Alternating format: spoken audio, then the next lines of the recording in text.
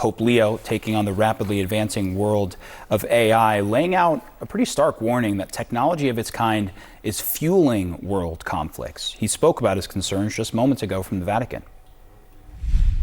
Artificial intelligence already touches many areas of our lives and affects decisions that shape human coexistence.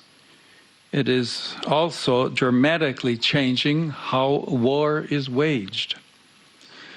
Artificial intelligence needs to be disarmed. So this is Pope Leo's first encyclical, a theological document that goes out to all bishops in the church. Interestingly, the 235-page document was written with the help of one of the co-founders of Anthropic, the AI company in a legal dispute with the Trump administration over the use of its technology in military and defense operations. Now, CNN's Christopher Lamb following this story for us from Rome and joining me now. Firstly, tell us why the Pope has chosen this issue and why now?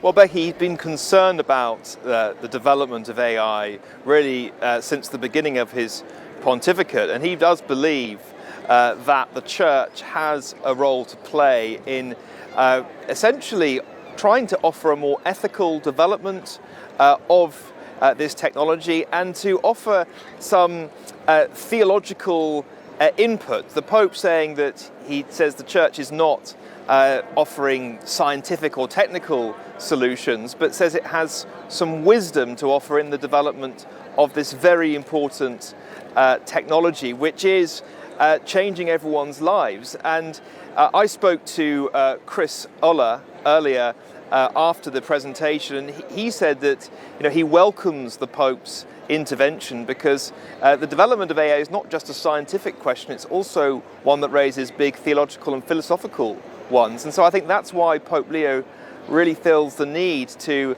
intervene in this debate, and not just to be a voice on the sidelines, but to try and really shape how AI is developed, hence him having the co-founder of Anthropic, Chris Oller, on the platform with him. Well, Maria Ceausescu is the International Policy Director at Stanford University's Cyber Policy Center. She joins us live from Haarlem in the Netherlands. It's good to have you. Thank you. We just heard from the Pope there saying that AI needs to be disarmed. Obviously, he's referring to its ever-increasing use in warfare. I do wonder whether he's a little late to the party with this and whether the train hasn't already left the station.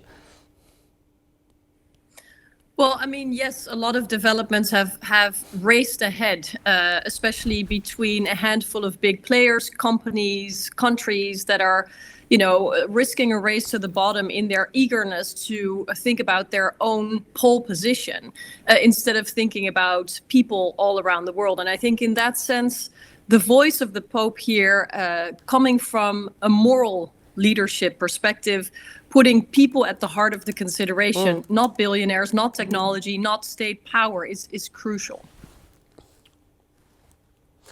It's interesting that you say, that he doesn't want the kind of big tech sort of owning this and controlling this. He's making a point of working with experts from the industry, including one of the biggest, Anthropic, the CEO, Chris Oller, at the Vatican today. Have a listen to some of what he had to say.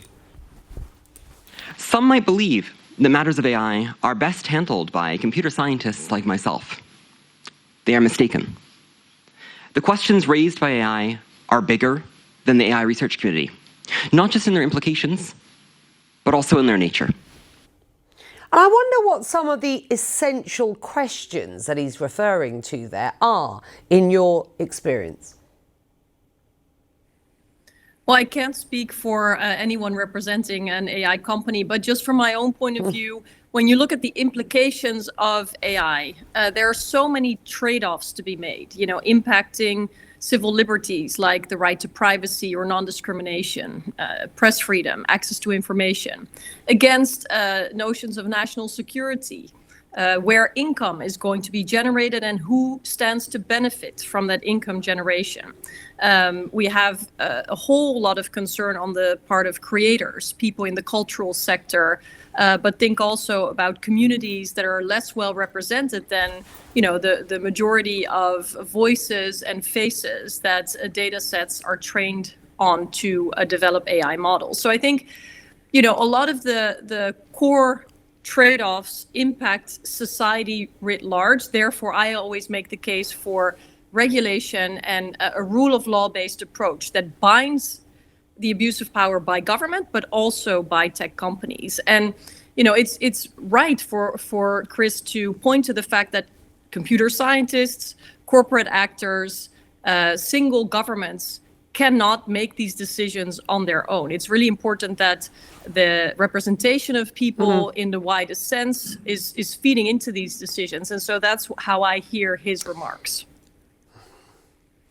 And let's remind ourselves that the Department of Defense requested unrestricted access to Anthropic's AI models for what they described as sort of any purpose. Anthropic declining, seeking guarantees that their technology would not be used in autonomous weapons or for domestic mass surveillance. So I'm just reminding our viewers, because that sets the context for why perhaps the CEO of Anthropic was there at the Vatican today. It appears, at least, that he and the Pope seem to share the same sort of narrative here. In your opinion, does AI have any place in warfare? And if so, how should it or could it be used effectively and humanely? Well, I think the core is that when AI or other technologies are used when states engage in conflict, that they do so on the basis of a mandate that comes from the people and also on the basis of accountability that comes from the people. And I think the real risk that AI empowered warfare and even cyber war writ large holds is that it happens in secret, without a mandate, without accountability, without any kind of sense of what we can learn, what kind of decisions were made. I mean, look at the genocide in Gaza. And the fact that the promise is that AI will lead to more precise bombardments and attacks. But if you look at the massive amount of civilian casualties, those stories on the ground tell a different reality. And so I think it's important that we have independent verification of where AI can help save lives, be more precise, inform decisions, but to always stay with this public mandate and public accountability, because warfare is ultimately a decision by people and should never be outsourced for private or other kinds of interests that really, erode the basis for which we have international law in the first place.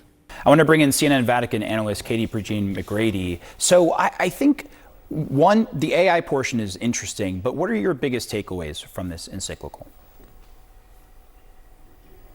Well, an encyclical is a letter. It's this circular, essentially, that is sent out to people of goodwill and people of faith. So the first thing that really stood out to me was that the Holy Father is making this appeal to the world as a pastor and as a shepherd, and he wants everybody to read it. The people who are coding AI, the people who are using it, and the people who are completely and totally unaware of what it's actually doing in our day-to-day lives. But he doesn't come at it as a AI bad or humans better. He comes at it as a humans are magnificent and we're called to more. The desire to create AI clearly indicates we think and value transhumanism, posthumanism type things.